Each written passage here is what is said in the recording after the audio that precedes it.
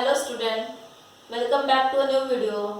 आज हम periodic classification of elements का सेकेंड पार्ट पढ़ेंगे। पिछले पीरियड में हम डोबेरेनर्स ट्रायड लॉ पढ़े थे। आज हम न्यूलैंड्स ऑक्टेव लॉ पढ़ेंगे। Newlands law of octaves. Dobereiner का जो लॉ था वो उसकी जो थ्योरी तो वो फेल गई थी, अंडरस्टैंड, क्योंकि वो जो ट्रायड्स थे पूरे एलिमेंट्स उसमें नहीं, वो रूल फॉलो नहीं कर रहे थे। इसलिए न्यूलैंड्स ने अपनी जो ऑक्टेव्स की थ्योरी है वो बताई इन द ईयर 1866 में उसने ये बताया है। हाँ, तो ये लॉ क्या कहता है? न्यूलैंड्स लॉ ऑफ ऑक्टेव्स क्या है? First of all, do you know the meaning of octaves? Octaves मतलब ये ऑक्टेव्स का मीनिंग यहाँ पे ऑक्ट मतलब 8 होता है, अंडरस्टैंड।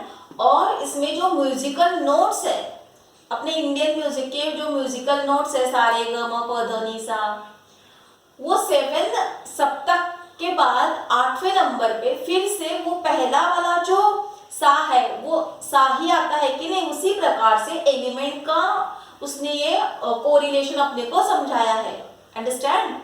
चलो लॉ समझते हैं बेटा। लॉ क्या है? When the elements are arranged in an increasing order of their atomic masses, element को कैसे अरेंज किया? In the increasing order of their atomic masses, atomic masses के इंक्रीजिंग ऑर्डर में अरेंज किया। The properties of every 8th element, हर 8वें element की property जो है are similar to those of the first के साथ वो सिमिलर होती है। हर 8वें एलिमेंट की प्रॉपर्टी पहले एलिमेंट के साथ सिमिलर होती है, अंडरस्टैंड। चलो अब इसका एग्जांपल देखते हैं हम लोग। First of all musical notes आप लोगों को बता दूं। हमारे इंडियन म्यूजिकल नोट्स तो आप लोगों को पता ही है, सा रे ग म प ध नि, ये 7 हो गए। फिर से 8वें पे क्या आता है? सा। सा रे ग म प ध नि सा, सा रे ग म प ध नि सा।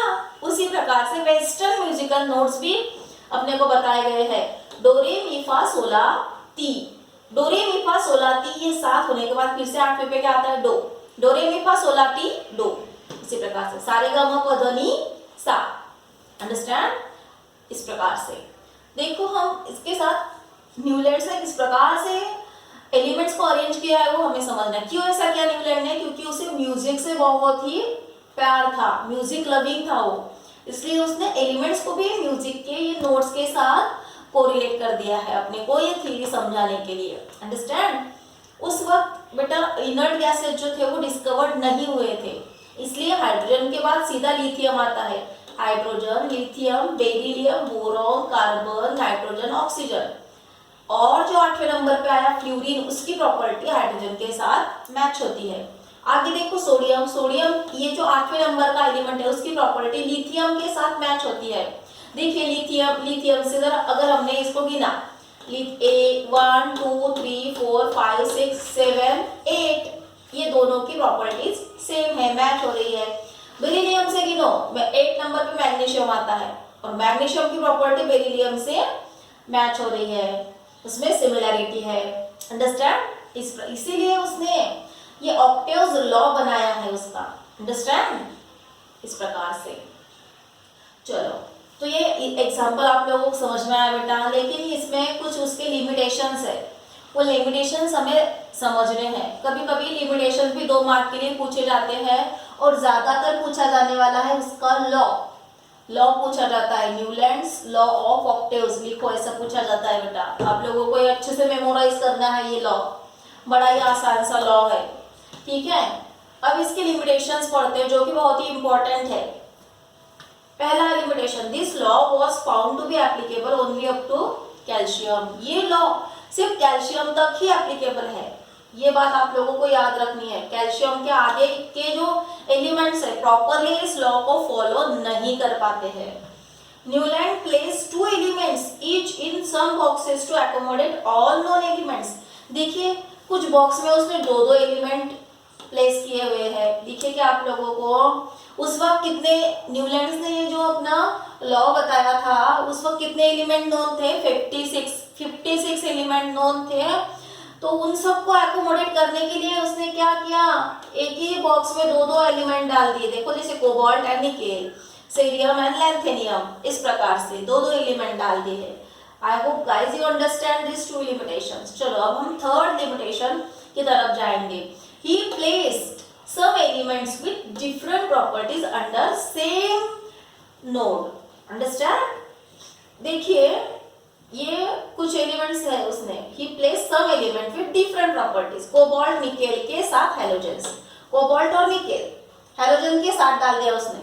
प्रॉपर्टीज अलग अलग है, हैलोजेंस की प्रॉपर्टीज अलग है, कोबाल्ट निकेल की प्रॉपर्टीज अलग है। ये जो फ्लोरीन, क्लोरीन, ब्रोमीन, ये सभी के सभी क्या है बेटा, ये गैसियस स्टेट में है। कोबाल्ट और निकेल इस प्रकार से गैसियस स्टेट में नहीं होता है। डिफरेंट प्रॉपर्टीज के एक ही नोड के अंदर उसने रख दिए हैं। आई बात समझ में? और चौथा लिमिटेशन है, Newlands octaves did not have provision to accommodate the newly discovered elements। Newlands के ऑक्टेव्स में ऐसा कोई भी प्रोविजन नहीं है। प्रोविजन मतलब ऐसा कोई भी वहाँ पे ऐसी सुविधा नहीं है कि जो नए नए एलिमेंट डिस्कवर्ड होंगे वो वहाँ पे रखे जा सकते हैं। इस प्रकार से ये उसका लिमिटेशन है। अगला जो है next limitation, the properties of new elements discovered later और did not fit in the Newlands law of octaves. नए एलिमेंट्स की जो प्रॉपर्टीज है वो न्यूलैंड्स के ऑक्टेव्स के लॉ में फिट नहीं हो रही थी। जो भी एलिमेंट डिस्कवर्ड होते गए उनकी properties Newlands law of octaves के साथ फिट नहीं हो रही थी। This is the limitations of Newlands octaves theory. तो इसके बाद अगले साइंटिस्ट आए, वो कौन से हैं? मेंडेलियस। हम अगला पॉइंट स्टार्ट करेंगे हम, Mendeleev's periodic table. Okay, the Russian scientist Dmitry Mendeleev developed the periodic table of elements in 1869 to 1872 AD. Understand? 1869 to 1872 इस टाइम पीरियड में जो मेंडेलीव ये साइंटिस्ट है, रशियन साइंटिस्ट, उसने पीरियोडिक टेबल डेवलप किया। उसने क्या किया? उस वक्त कितने एलिमेंट्स नोन थे? 63। हाँ, उस वक्त के 63 एलिमेंट्स को उसने अरेंज किया in the increasing order of their atomic masses. He arranged 63 elements known at that time in the increasing order of their atomic masses. Atomic masses के इंक्रीजिंग ऑर्डर के साथ उसने उनको अरेंज किया। He organised periodic table on the basis of chemical and physical properties of elements. उसने periodic table कैसे organise किया? Physical and chemical properties जो है एलिमेंट्स की, उसके बेसिस के ऊपर। Understand? He found that elements with similar physical and chemical properties, उसे ऐसा दिखाई दिया, ऐसा उसने ऑब्जर्व किया कि elements with similar physical and chemical properties repeat after definite interval। एक definite interval के बाद वो एलिमेंट जिनकी properties physical and chemical properties similar है वो रिपीट हो रही है, ये उसने ऑब्जर्व किया। अंडरस्टैंड?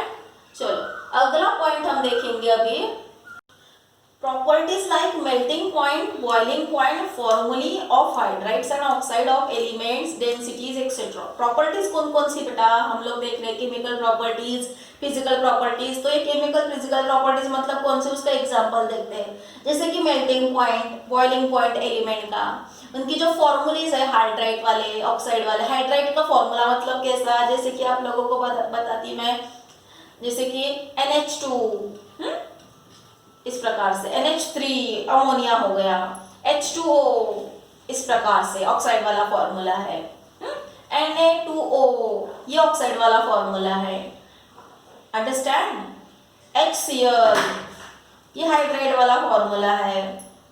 समझ में आ रहा है बच्चों आप लोगों को? MgO ये कुछ ऐसे हाइड्राइड्स एंड ऑक्साइड के एग्जाम्पल है। ठीक है बेटा, इनके प्रॉपर्टीज जो है वो प्रॉपर्टीज, वो केमिकल एंड फिजिकल प्रॉपर्टीज। ठीक है बेटा, इनमें सिमिलरिटीज है। तो लॉ क्या कहता है? ये मेंडेलीव्स पीरियोडिक लॉ क्या है? Properties of elements are periodic function of their atomic masses.